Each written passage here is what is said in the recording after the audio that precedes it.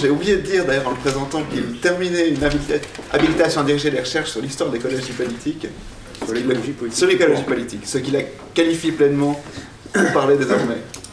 Alors, je vous remercie aussi de l'invitation.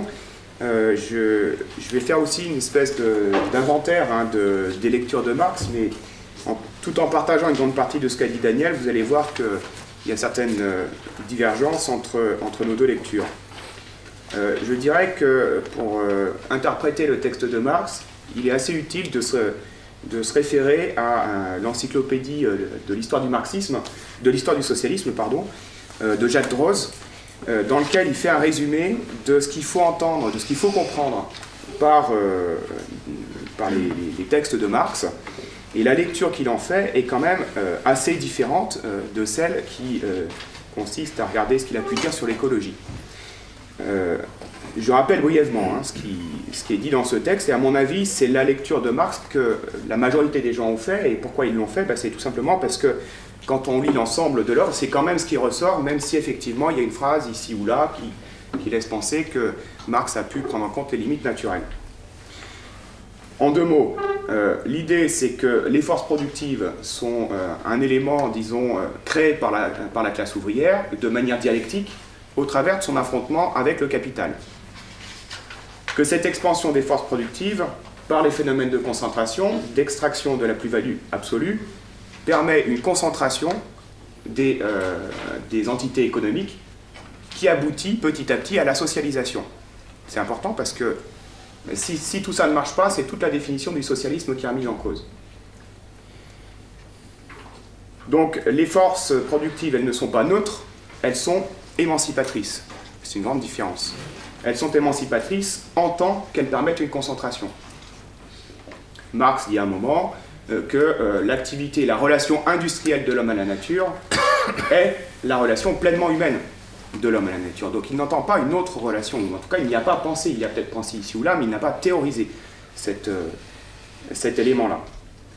Quand on regarde dans le corpus marxiste, qu'est-ce qui permet de penser l'écologisme aujourd'hui, par rapport donc à cette vision de Marx, qui je pense est très fondée au sens où elle parle au mouvement ouvrier, c'est-à-dire qu'elle explique bien ce que font les mouvements ouvriers, que ne font pas les écologistes, et inversement, ce que font les écologistes, que ne font pas les mouvements ouvriers. Quand on relit Marx à l'aune de l'écologisme, il me semble que la critique des forces productives, c'est Lippietz qui le dit, et je pense qu'il a raison, l'écologisme s'en prend aux forces productives. C'est d'ailleurs pour ça que le marxisme ou le socialisme classique a jugé l'écologisme réactionnaire. C'est justement parce que les forces productives étaient progressistes, l'expansion des forces productives. J'espère que je suis clair. La critique des forces productives, elle s'en prend non pas à la plus-value absolue, c'est-à-dire le vol du travail, mais la plus-value relative, c'est-à-dire aux machines. Il y a deux modalités pour s'attaquer aux forces productives. Il y a une modalité qui est de s'attaquer directement aux machines, et ça c'est le ludisme.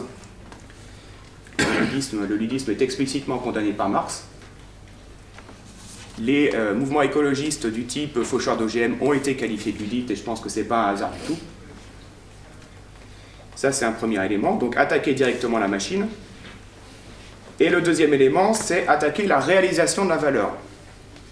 Dans l'interprétation de Jacques Droz, donc vous avez le capitaliste qui investit dans les machines, qui produit, et ensuite, il faut qu'il aille sur le marché, comme il a été dit par rapport à la rente.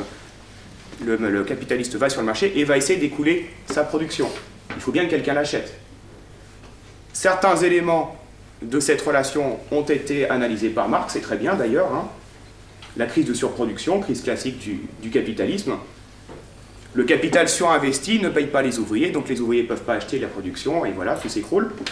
Donc ça, il n'y a rien à redire là-dessus.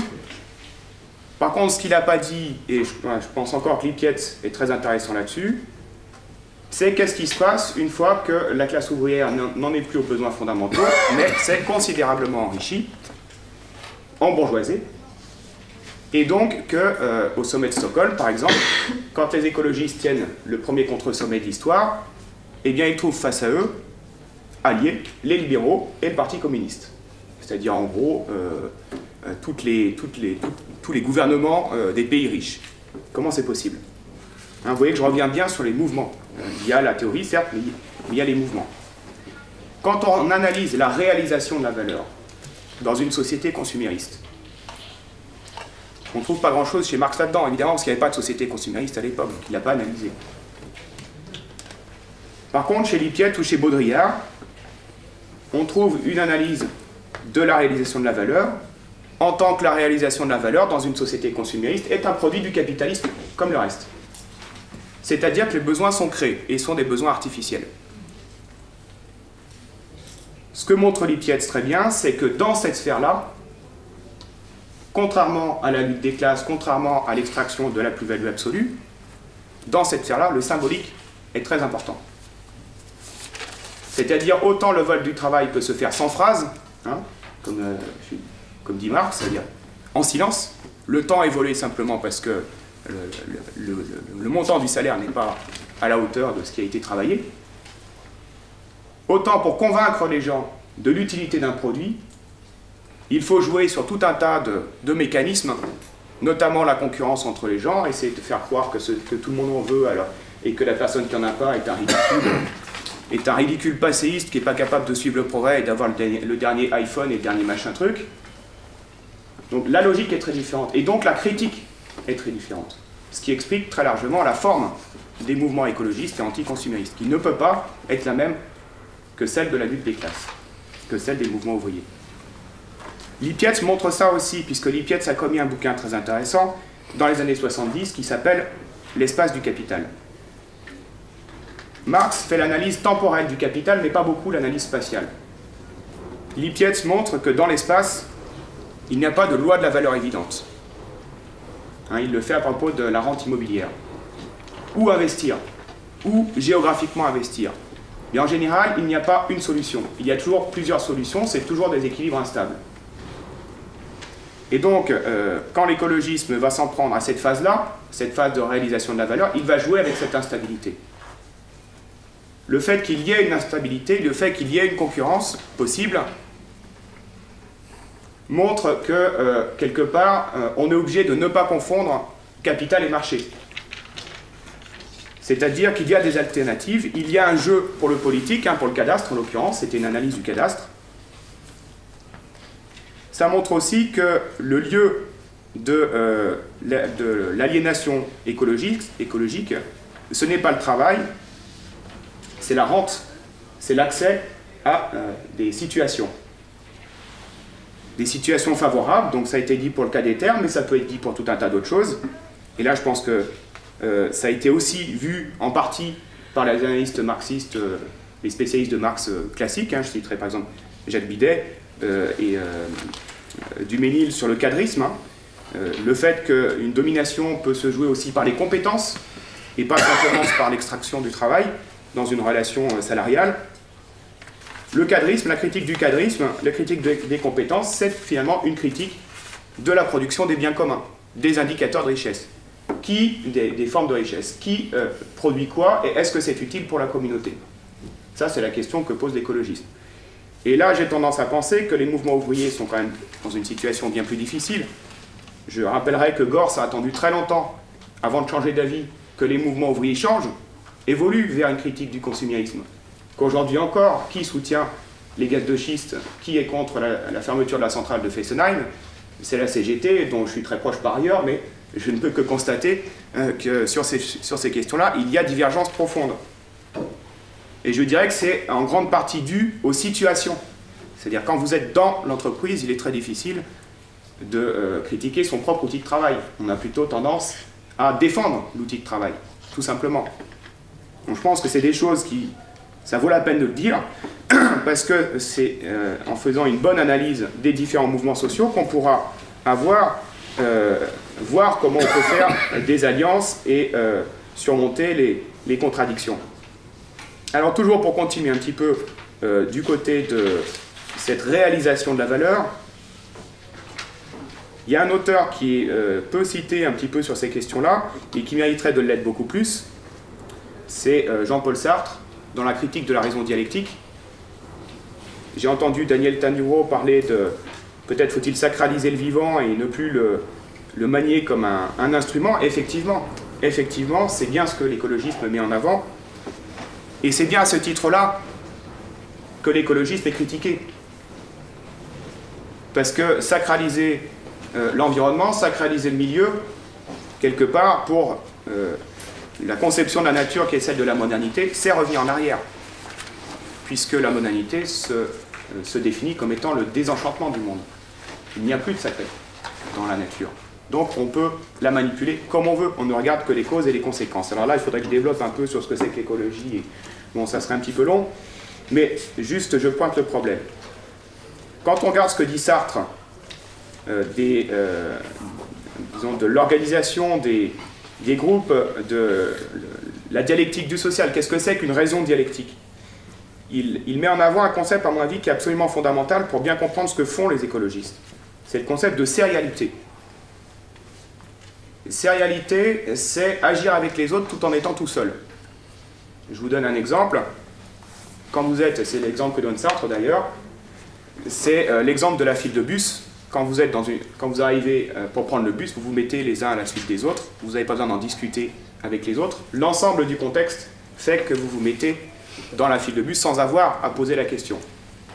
Si jamais vous deviez changer cette habitude, changer ce phénomène de sérialité, dans lequel vous ne faites pas ce que vous voulez, vous vous pliez à l'ordre qui existe, qui est un ordre de série, c'est-à-dire que peu importe si c'est vous ou un autre qui êtes dans la file de bus, le nombre d'individus importe peu, leur volonté importe peu, quand on monte dans un bus c'est comme ça et puis c'est tout. Si vous voulez changer la règle, il va falloir discuter avec chacune des personnes qui attendent le bus. Quand on attend le bus à 5, c'est possible. Quand on attend le bus à 20, ça devient difficile. Quand on est ouvrier dans un groupe à 30 000 personnes, c'est impossible. Et c'est ça qui fait le pouvoir de la sérialité. L'absence de communication possible entre les différentes personnes de telle manière à changer les règles du jeu. Donc ça, c'est le phénomène de sérialité. Quand l'individu est dans l'état sériel, dit Sartre, il est dans un mode d'être qu'il appelle le collectif. Et le collectif, évidemment, du fait des phénomènes de sérialité, trace une voie. Hein, il indique des directions. C'est un ensemble de repères dans la société qui indiquent à chacun comment agir, sans pouvoir, alors qui donne un certain nombre de degrés de liberté, mais qui en même temps contraignent l'action. La lutte des classes fait très largement partie de ces phénomènes de sérialité. C'est-à-dire pourquoi l'ouvrier se sent tout de suite solidaire avec tout un tas d'autres ouvriers dans le monde entier, c'est parce qu'il est dans une situation qui ressemble n'importe où à la surface de la planète. Dès qu'on est dans une usine, on voit le patron se conduire de la même manière, enfin dans une organisation, même en général, on voit la contre-productivité des patrons, on voit qu'on est mal payé, on voit tout ça. Donc ça crée une solidarité de type sériel, de type collective. Mais il faut voir que ça marche parfaitement aussi dans le cas de l'écologisme.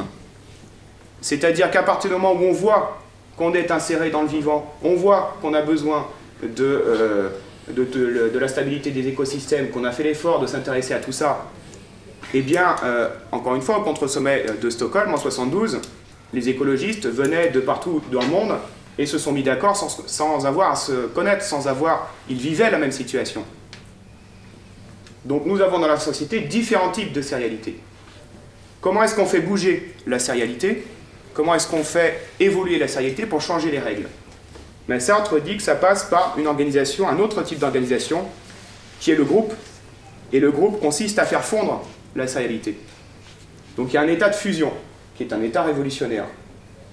L'état de fusion fait fondre la sérialité. Alors je ne détaille pas parce qu'il faudrait évidemment passer pas mal de temps pour expliquer comment ça marche. Mais aujourd'hui, vous avez quelqu'un comme Stathis Kouvelakis qui est venu ou qui vient, ou qui se fonde pas mal sur cette analyse pour analyser la Grèce. Donc ça vous donne une petite idée de l'intérêt de l'analyse.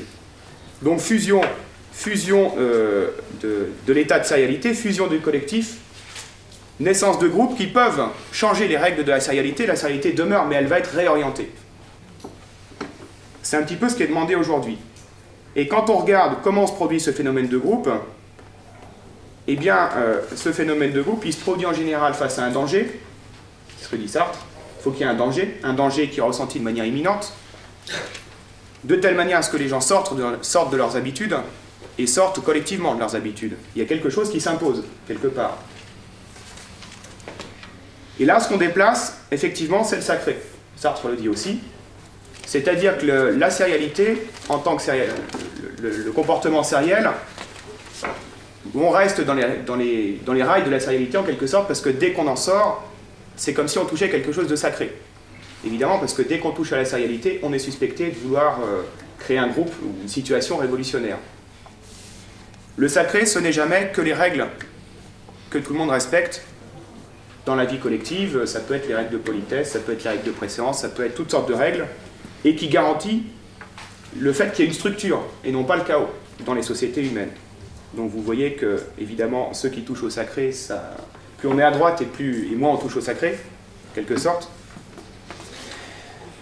plus on va essayer de s'opposer à toute mobilisation du sacré, ce qui explique d'ailleurs que le capitalisme, effectivement, n'est pas compatible avec l'écologisme, et que l'écologisme de droite ne prendra une forme forcément très différente de l'écologisme de gauche, mais ce n'est pas impossible qu'elle existe à partir du moment où on sera confronté à de vrais conflits. Pour l'instant, ça reste un petit peu virtuel dans nos pays riches. L'écologie, ça reste une écologie un peu lointaine, hein. Alors, sauf les gaz de schiste. Les gaz de schiste, c'est un cas particulier. Mais sinon, c'est une écologie qui reste un petit peu lointaine, contrairement à d'autres pays du monde, où, quand il y a en particulier les pays du Sud, autour de l'extractivisme ou des choses comme ça, où ça se manifeste de manière beaucoup plus dure et beaucoup plus immédiate. Donc quand tout ça se fera sentir, évidemment, notre appartenance à l'écosystème commun deviendra un petit peu plus évidente que ce qu'elle est jusqu'à présent, puisque l'embourgeoisement, c'est aussi une manière de pouvoir se passer des écosystèmes. C'est une manière de compenser avec du pétrole ce que normalement on devrait tirer des écosystèmes. Donc on peut se payer le luxe de négliger l'écologie. Vous voyez que j'inverse un petit peu la formule habituelle qui fait de l'écologie un luxe des pays riches. C'est pas du tout le cas, c'est complètement l'inverse. Ça explique aussi que, même si on peut distinguer sans doute un écologisme radical et un écologisme réformiste, voire petit bourgeois, bobo et tout ce qu'on veut, dans le fond, l'écologisme a une grande proximité avec les conflits agraires. Des conflits qui ne portent pas sur le travail, mais sur l'accès. Alors, à des territoires, dans le cas agraire, à la terre, mais c'est la forme la plus évidente, j'ai envie de dire. Ça peut être l'accès à des positions sociales aussi, puisque indirectement, hein, l'accès à la terre aujourd'hui, il est très indirect, il est socialement construit, l'accès à la nature. N'empêche que nous en avons tous besoin, que quand on n'a plus de pétrole, la voiture ne roule pas, et ainsi de suite, et ainsi de suite, et ainsi de suite, et qu'on ne fait que commencer à découvrir toutes ces choses-là. Donc voilà, je vais m'arrêter là, mais vous voyez, pour resynthétiser un petit peu tout ça, donc oui, on peut faire une lecture de Marx, dans laquelle on peut tirer énormément de choses sur la critique du capitalisme, ça me paraît évident. Néanmoins, la question écologique, pour être évoquée ici ou là, a besoin d'être théorisée en propre, pour bien comprendre à quoi on a affaire. Et la critique que je ferai aux John Bellamy Foster et autres éco-marxistes, c'est de ne pas connaître l'écologisme. C'est-à-dire de ne pas s'intéresser fondamentalement à l'écologisme, et de faire comme les Bono Latour et compagnie, d'expliquer aux écologistes ce qu'ils doivent faire sans connaître ce qu'ils font. Voilà, je vous remercie. Merci beaucoup.